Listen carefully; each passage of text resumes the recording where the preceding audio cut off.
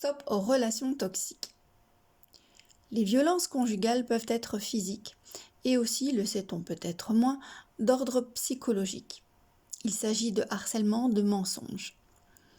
De la perversion narcissique aux violences conjugales, tout un panel de techniques qui n'ont aucunement leur place dans la relation et que l'on appelle les relations toxiques.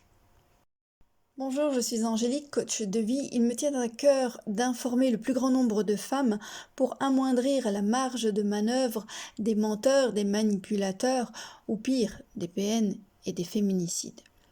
Stop aux clichés en amour, mesdames, prévenez vos filles, c'est de l'éducation et de la prévention.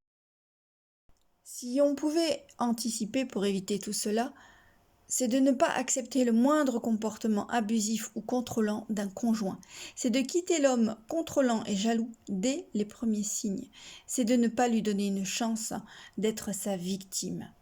Non, ce n'est pas de l'amour quand il est jaloux. Oui, on peut parfois trouver ça flatteur, mais non.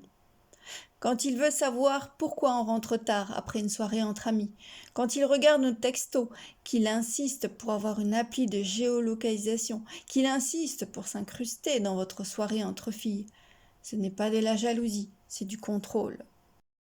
Non, ce n'est pas de l'amour quand il boude pour te punir parce que tu n'es pas allé dans son sens, c'est de la punition, du contrôle.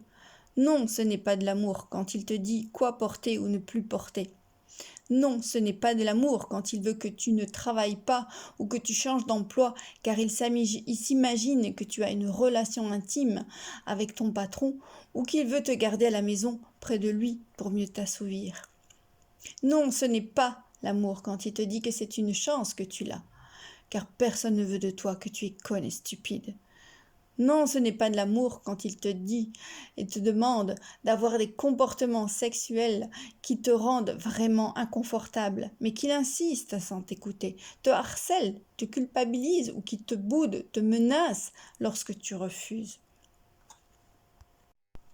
L'homme violent, l'abuseur, ne commence pas une relation avec des coups de poing, ni avec authenticité.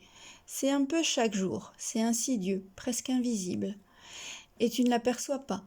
Mais le contrôle se serre, comme un étau autour de ton cou. Et puis le doute s'installe, des mensonges, des incohérences. Parfois tu te poses des questions, tu te demandes si... Mais c'est difficile de croire que toi, femme intelligente, pleine de vie et d'ambition, tu as pu tomber dans le panneau d'une relation violente ou d'emprise, dans une relation de manipulation mentale et de harcèlement. Tu te dis, on est ensemble depuis quelques mois seulement, on va s'ajuster. Et puis le pauvre, tu te dis qu'il a eu une enfance difficile, qu'il a été abandonné par son père, que tu peux l'aider, qu'il va changer avec ton amour. Et puis son ex à lui, celle qui a essayé de te prévenir et qui a fait passer pour une menteuse, qui l'a discrédité. Oh, lui, il semblait tellement crédible. Mais enfin, arrête! Écoute tes intuitions, sois réaliste, pas besoin de vivre des années avec lui pour le savoir. Il est contrôlant, il est abusif, il ne changera pas, et tu ne le changeras pas. Lorsque cette lumière s'allume, lorsque tu commences à sentir rétrécir ta poitrine, lorsque la peur s'installe doucement et finit par se retrouver au fond de ton ventre tous les jours, mets fin à la relation. Ces sensations ne sont pas de l'amour.